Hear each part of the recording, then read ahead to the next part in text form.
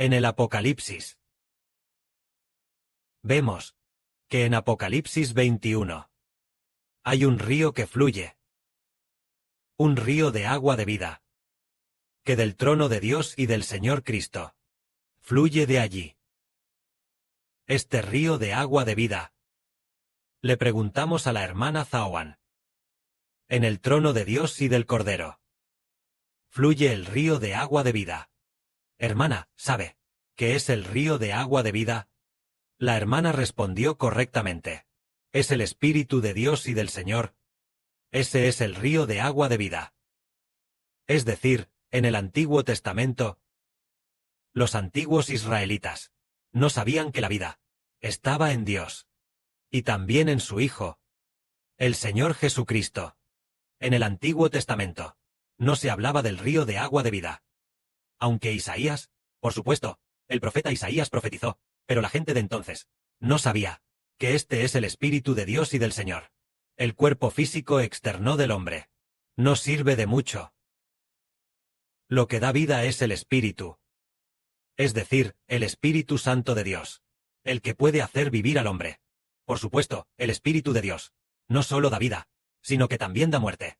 Entonces, el Espíritu del Padre y el Espíritu del Señor deben entrar en aquellos que aman al Padre Celestial y al Señor.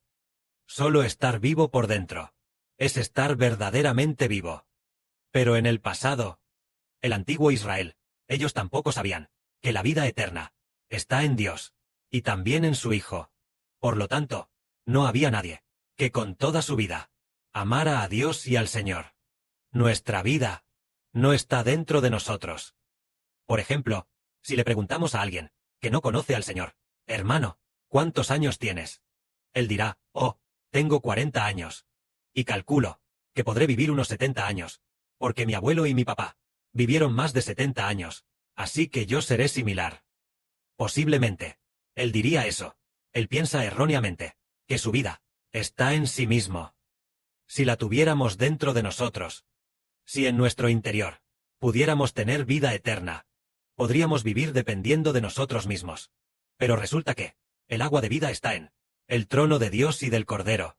De allí es de donde brota. Entonces, que todos los que tengan sed vengan a beber. Los que vengan a beber, es decir, todos los sedientos, deben recibir a Dios y al Señor, y recibirán el agua de vida en su interior. En la Biblia se profetiza que hay un hombre que, en el futuro, echará raíces, y sus descendientes llenarán toda la tierra. Este hombre, ¿cómo echa raíces? Es la vida de Dios y del Señor, que entra en él, haciendo que él y sus descendientes vivan para siempre. Sus descendientes pueden. ¿Cómo pueden llenar toda la tierra? Este hombre, ¿qué clase de hombre es realmente? Tanto que Dios estuvo de acuerdo. Y además, muy dispuesto a poner la vida eterna dentro de sus descendientes. Veamos el capítulo 27 de Isaías, que relata esta enseñanza. En Isaías, capítulo 27, verso 2 y verso 3, hay un pasaje que dice: en los días futuros, Jacob echará raíces. Israel echará brotes y florecerá. Y su fruto llenará toda la faz de la tierra. Es decir, en los días futuros. Este día futuro dice: Jacob echará raíces. Israel echará brotes y florecerá. ¿Cómo echará raíces Jacob? ¿Y cómo Israel echará brotes y florecerá? El Jacob de aquí, por supuesto, Jacob, el Jacob del Antiguo Testamento falleció hace mucho tiempo. El Israel del Antiguo Testamento, es decir, Jacob, falleció hace mucho tiempo. Por eso aquí dice, en los días futuros, el Jacob de aquí, no es el que luchó con el ángel, aquel Israel, sino el Jacob del Nuevo Testamento. El Israel del Nuevo Testamento se refiere al hermano Geber. Entonces, el hermano Geber, después de echar raíces, su fruto llenará la tierra. El fruto aquí significa descendientes. Por ejemplo, un árbol. Hay muchos frutos en el árbol. Este fruto, a menudo, simboliza los descendientes de este árbol. Entonces, el padre comparó al hermano Geber con un árbol. Y así, este árbol del hermano Geber echará raíces en el futuro. Es decir, en el futuro, Jacob echará raíces. Solo después de echar raíces, podrá brotar y florecer. Y después de brotar y florecer, sus descendientes llenarán la tierra. Esta profecía relata como el hermano Heber, cómo llegará a ser el Evangelio. ¿Por qué razón llegó a ser el Evangelio? Lógicamente, el Evangelio es solo el Señor. Resulta que el Padre Celestial predeterminó que Jacob echará raíces en el futuro. Es decir, esta persona llamada Israel. El grado en que amaba a Dios. Alcanzó. ¿Qué grado alcanzó? Alcanzó el punto en que Dios se convirtió en él mismo. Su amor por el Padre Celestial Jehová era tan profundo, que Jehová Dios entró en él.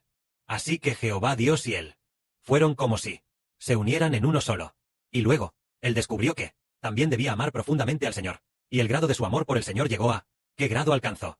El Señor Jesucristo se convirtió en su vida. Él se convirtió en el Señor, y el Señor se convirtió en él. Se convirtió en amar al Padre y al Señor, fusionándose en uno solo. Dios y el Señor. Y con el hermano Heber de Israel. Es como si fuera una sola persona.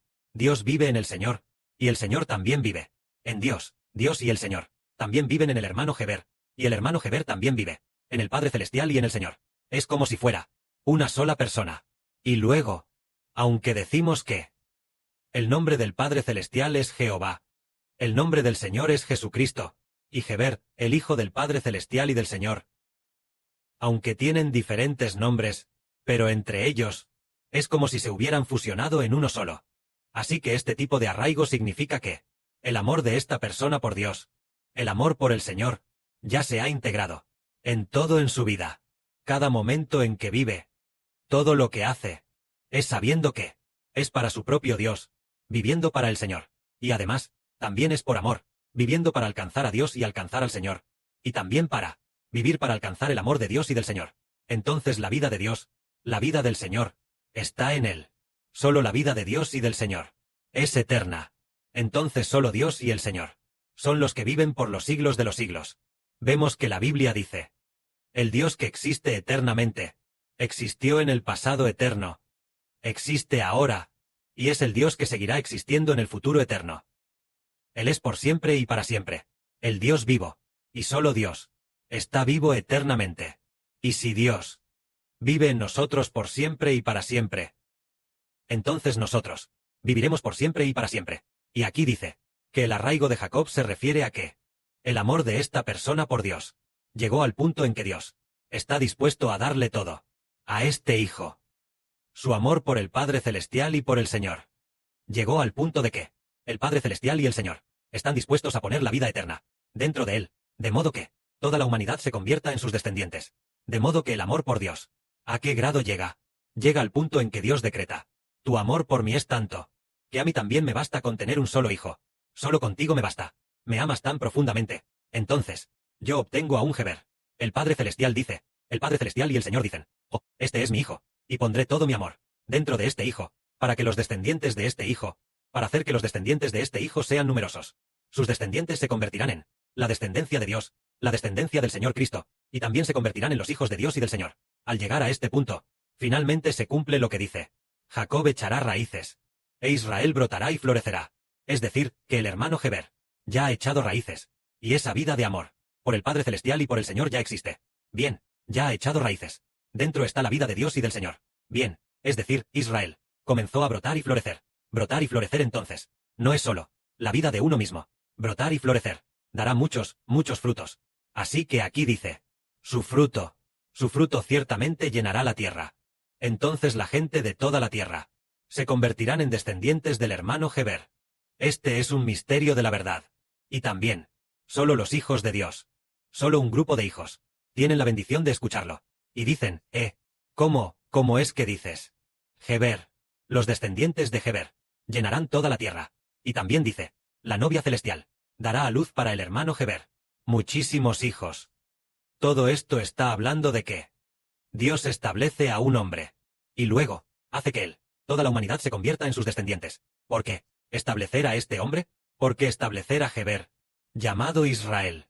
El Heber llamado Jacob, es porque este hombre, su corazón de amor al Padre Celestial y al Señor, ya ha alcanzado establecerlo como padre de toda la humanidad, haciendo que toda la humanidad se convierta en sus descendientes. Entonces, el hermano Heber enseña así a los hermanos y hermanas, para que los hermanos y hermanas entiendan cómo amar al Señor y al Padre Celestial con su vida, y también con su vida, amar al hermano Heber. De esta manera, la vida del Padre y del Señor estará dentro de los hermanos y hermanas. En el hermano Heber, entrará en los hermanos y hermanas. Por ejemplo, un árbol, al principio, solo tiene una o dos ramas. Por ejemplo, cuando plantamos árboles, cuando son pequeños retoños, al principio, las ramas son muy pequeñas. Al inicio, tal vez el retoño solo tiene ese tamaño. Cuando se planta, solo tiene una o dos ramas. Pero gradualmente, después de que el árbol crece más y más, ¡guau! Al verlo 20 años después, ¡guau! Este árbol tiene muchísimas ramas. Algunas ramas son muy grandes y gruesas. ¿Por qué son tan grandes y gruesas? Es porque él ama este árbol. Cuanto más lo ama, entonces se convierte en una rama grande. Y algunas ramas de este árbol son relativamente pequeñas. Pequeñas porque aman al árbol, no aman mucho a este árbol. Por eso, la absorción, desde el interior de este árbol, la absorción de la vida de este árbol tampoco es mucha. Al no absorber mucho la vida de este árbol, naturalmente crece pequeña. ¿Es por esta razón?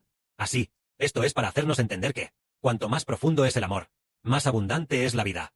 Hermano Heber, cuanto más profundamente se ama al Padre Celestial y al Señor, más se hace un pacto para recibir todo lo que el Padre Celestial y el Señor otorgan. Cuanto más profundamente amen los hermanos y hermanas al hermano Heber, más se convertirán en este árbol, en las grandes ramas de este árbol del hermano Heber. Esta es la enseñanza de la verdad. Esto es para hacer entender a los hermanos y hermanas que resulta que creemos en el Señor Jesucristo.